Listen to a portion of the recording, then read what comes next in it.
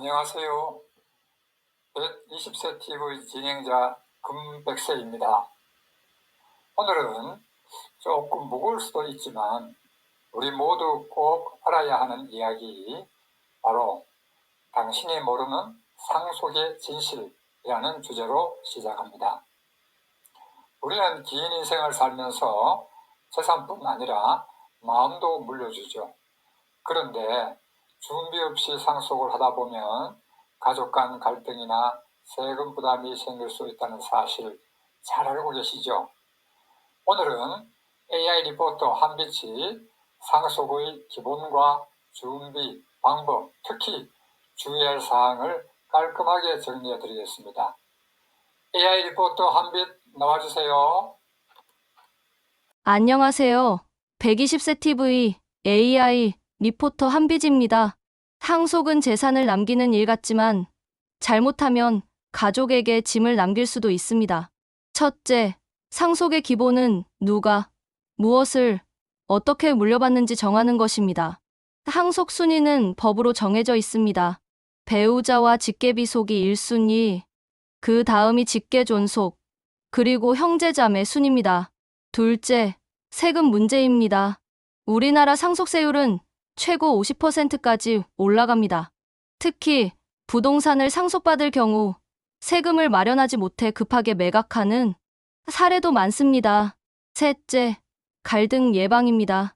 유언장 없이 돌아가신 경우 법정 지분에 따라 나누게 되는데 형제 사이가 멀어지거나 소송으로 이어지는 경우도 적지 않습니다. 그렇다면 어떻게 준비해야 할까요?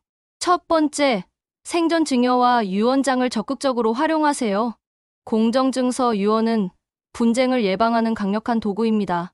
두 번째, 상속세를 계산해보고 미리 납부 자금을 마련하는 것이 좋습니다. 세 번째, 가족과 미리 상의해 투명하게 계획을 공유하세요. 상속은 재산이 아니라 마음을 물려주는 과정입니다. 준비가 곧 사랑이라는 점 꼭 기억하세요. 그런데 이런 준비 과정 없이 갑자기 돌아가시는 경우가 문제될 수 있어요.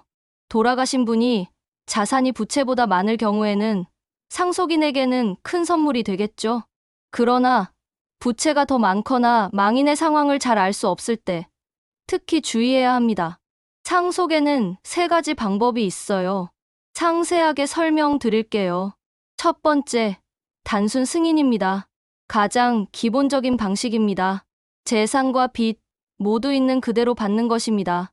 예를 들어 부모님이 1억 재산과 5천만 원 빚을 남겼다면 1억에서 빚을 갚고 나머지를 받게 됩니다. 그런데 빚이 재산보다 많아도 전부 갚아야 합니다. 둘째, 한정 승인입니다. 이건 빚을 재산 범위 안에서만 갚는 방법입니다. 즉, 상속받은 재산 이상으로 빚을 떠안을 필요가 없습니다.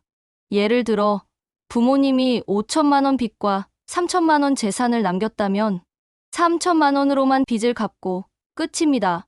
다만 상속 개시 사실을 안 날로부터 3개월 안에 가정법원에 신고해야 하고 절차가 조금 복잡합니다. 마지막, 상속 포기입니다. 말 그대로 재산도 빚도 전혀 받지 않는 방법입니다. 역시 3개월 안에 가정법원에 신청해야 하며 승인되면 처음부터 상속인이 아니었던 것으로 봅니다. 한정 승인과 상속 포기의 차이점을 다시 정리해 드리겠습니다.